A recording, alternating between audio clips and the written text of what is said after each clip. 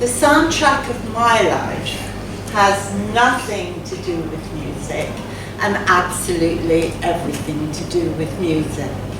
So when I found out the theme of tonight's story party, I was in despair.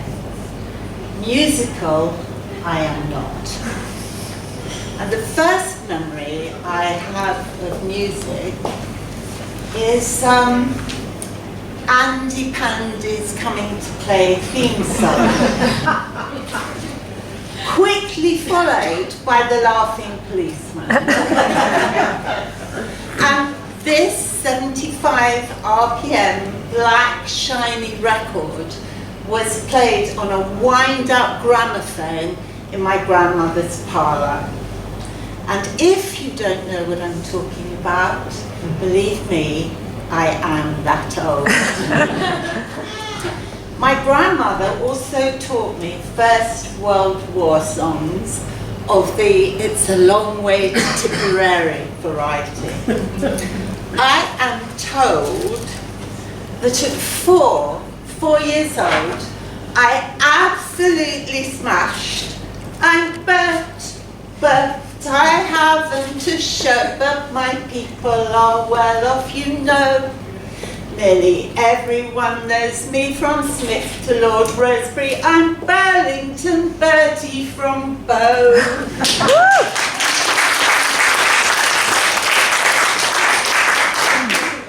You're too kind. Definitely not my life soundtrack. Then there was my mother. When 7 of us would squeeze into my grandfather's old Wolsey car for a day trip to the seaside, she would go into musical trance. Her eyes glazed over as on the journey she sang her renditions of Second World War favourites. Big band sounds that quickened her heart, but they didn't quicken mine. And as for me, just imagine a gang of early young teenagers, a whole gang of us, gathered at a mainline station to catch a train to summer school. It's like, Felixstowe, here we come! You know, it wasn't the Swiss Alps, it was Felixstowe, here we come. And for us, that was everything. Suddenly, I saw one of the girls I knew from youth club rush over to me. Sharon, Sharon, she quivered. Have you heard the Beatles? Love, love me do. My reply, who are the Beatles? Oh, fair I was not. And although the sounds of the 60s filled my formative lives, even they were not my soundtrack. Because I was a serious girl. You know, what could Yellow Submarine offer me? I didn't even have pop star posters up on my walls. I was a musical soundtrack failure. So as I was thinking about bringing Bev and saying that I had to withdraw from tonight, it suddenly hit me that the soundtrack of my life had nothing to do with music, but absolutely everything to do with music. And the first time I had an unconscious inkling of that was in this child's book of poems given to me when I was 10 years old. And in particular, I found it in a poem by Wordsworth talking about seeing the city early one morning from Westminster Bridge. And the last 4 lines impressed me so much, they were like a mantra that I kept repeating. And here they are. Ne'er saw I, never felt a calm so deep. The river glideth at his own sweet will. Dear God, the very houses seem asleep, and all that mighty heart is lying still. Yum! The rhythm and musicality of words. Always a reader, I became a writer, and I scribbled profusely plays, stories, poems, underneath the bedclothes after lights out with the help of a torch.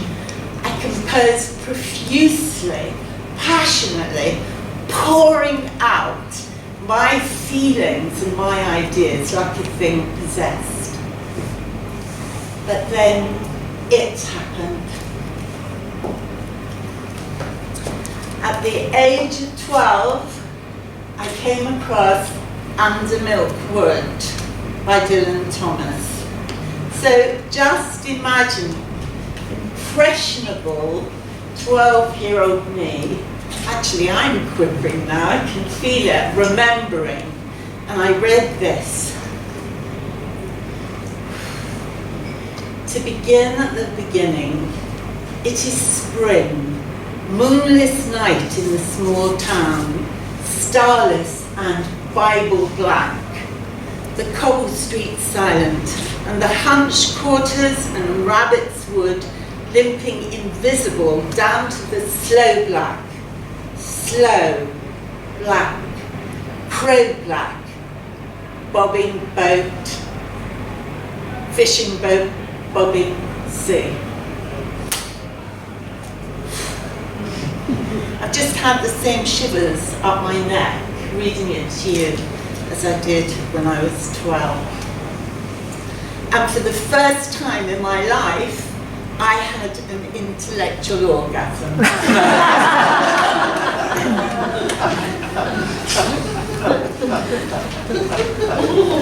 Something in the way, well, to this day, I absolutely love the staccato of an alliteration, Bible black. I also love the harmonious juxtaposition of delicious words that seduce my ears like melting butter on hot toast. In fact, I love it so much, I've stopped remembering how I felt. Because something in the way Thomas used language touched my soul. That my inner musical soundtrack was stimulated by the outer musical soundtrack of words. As a child, I couldn't have verbalized that.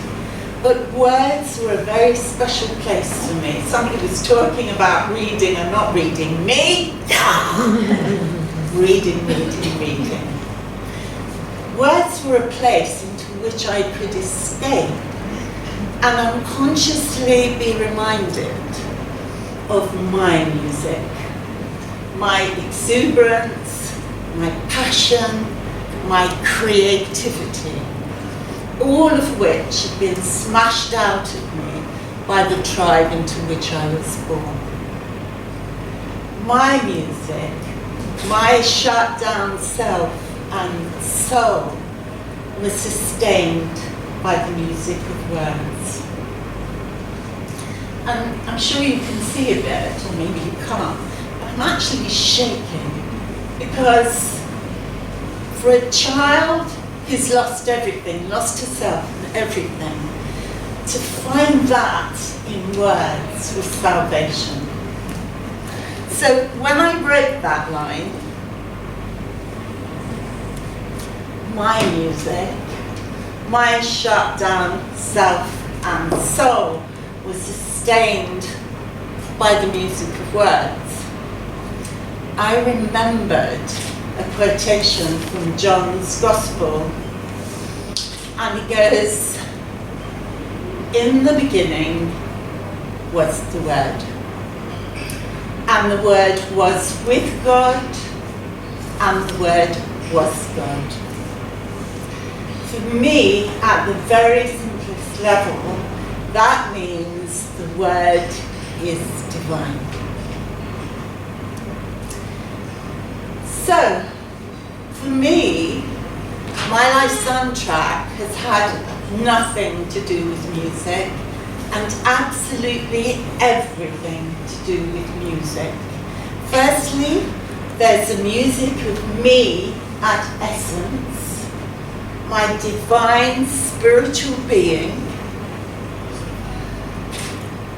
that I am, and the exuberant, passionate and creative woman that I am. And secondly, there's the music of words, which sustained and nourished all of who I am, even when I didn't know it.